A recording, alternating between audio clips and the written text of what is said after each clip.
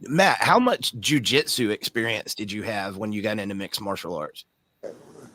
My first fight, I really had none, but my referee was Pat Miletich. So Pat said, "Come to my gym. I'm gonna make you a champion." Of course, I thought he's blowing smoke, but he made me who I am today. Yeah, Absolutely Matt's a love good that. guy.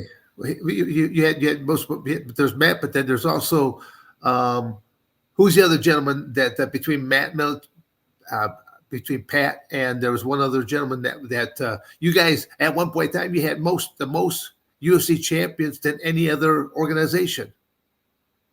Um, Me, Jens Pulver, Tim Sylvia, Dave Manning come down and train. Rich Franklin come over and train with us. So we had about everyone. Yeah, no, it was there was at one point in time there was just such well between Pat and Monty Cox. I think there was two different people that were like managers, and because I think there was some kind of rule that you can only have so many different athletes. But between the two of them, they're all out of the same area. They're all doing the same working out with each other. But you guys had like the mecca of so many champions and just great people working out with. I mean that had to be an interesting room to be in and just to survive in. If we could make it through practice, the fight was going to be easy. One of the matches that you're most well known for, Matt, is your fight with Royce Gracie. And one of the reasons I was asking you about the jujitsu, I saw one of the interviews that he had afterwards that said that you used Gracie jujitsu to beat him. You had learned from, basically the Gracies. What's your thoughts on that? Because from what I saw, it looked like that was mostly American wrestling. It was American wrestling to a T. I got my wrestling made me control him, and I was hitting him in the head, which Gracie Jiu-Jitsu it doesn't do. So that's he. People don't know this, but Hoy's actually tapped out. Oh, okay. I didn't know that. Like, there is a lot of similarities in wrestling and jujitsu, wouldn't you say, guys? I would. Yeah. Yeah. What's the main difference between the two styles? Well, in grappling, you don't control like a wrestler. With a wrestler, you're all about controlling your opponent. Yeah.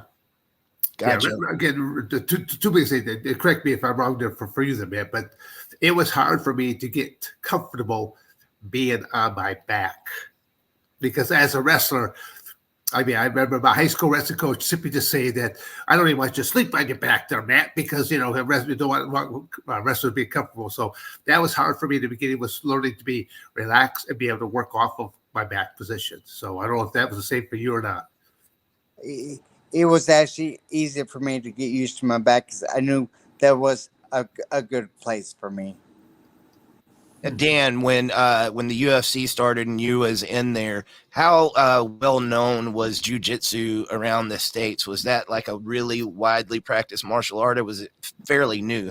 No, I mean, well, even Matt will say that when the UFC was first around, I don't know how Matt even found out about it, but you know, because you got to realize pay-per-views were not as prevalent as they are today. Back then, to watch a pay-per-view, you had to go to a movie theater at a major city.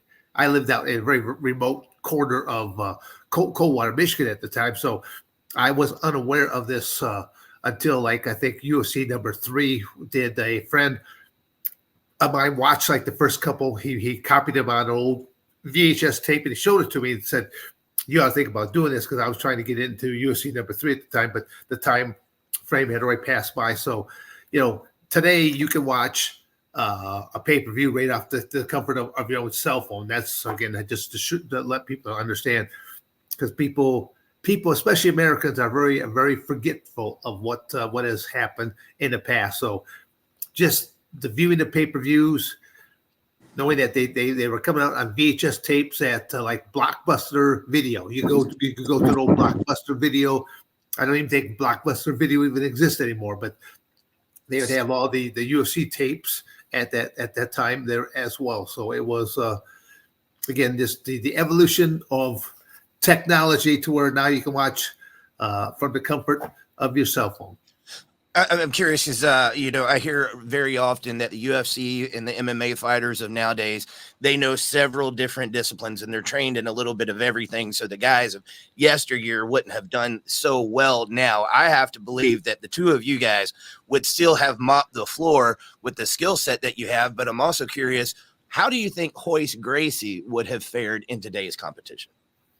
Oh, I don't think he would fare at all. Exactly. Yeah, I don't either. Well, What was a guy who brought a new tool in that no one knew about, but I proved that the American the fighter today will kill Royce Gracie, because that was my easiest fight. Yeah. And Dan, you went too far away yourself. And I well, think, no, it just but see, it's, I don't even want that be a comparison because I always tell people that I only trained for 5 days yeah. before walking into it, and again, I didn't train with other amateur wrestlers. The closest thing that I could come to a cage environment was a professional wrestling ring. So I trained down in Lima, Ohio, with Al Snow, the professional wrestling trainer, Al Snow, and a couple other professional wrestling trainees. So they had one old pair of boxing gloves, and they tried to punch, tried to kick, and tried to do whatever type of submissions that they could. And again, think about that: 5 days.